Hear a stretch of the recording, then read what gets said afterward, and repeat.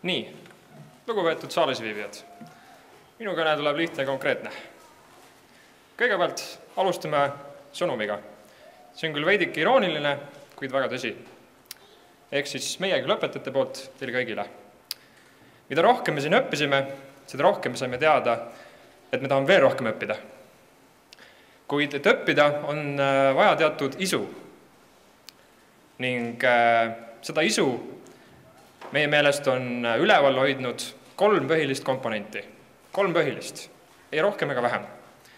Sellest esimene on ITK atmosfäär, mis sisaldab enda suurepärast maja, seda väga vägevat keskkonda, meie šefi Volvurit, söögitädi, toetajaid, suurtoetajaid, partnereid ning samuti Eesti Vabariiki ning tema panust toetamaks IT-haridust.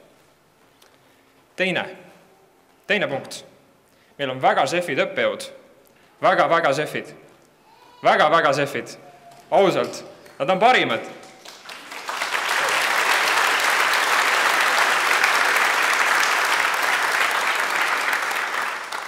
Kolmas, kuid mitte vähem tähtsam, võib-olla isegi kõige tähtsam, on perekond. Sõbrad, sugulased, tuttavad, kõik, kes te siin täna saalis olete. Teie toetus, teie tugi ja teie kasvatus on viinud noored inimesed siia ettepinki praegu. Nii et aplaus ka teile.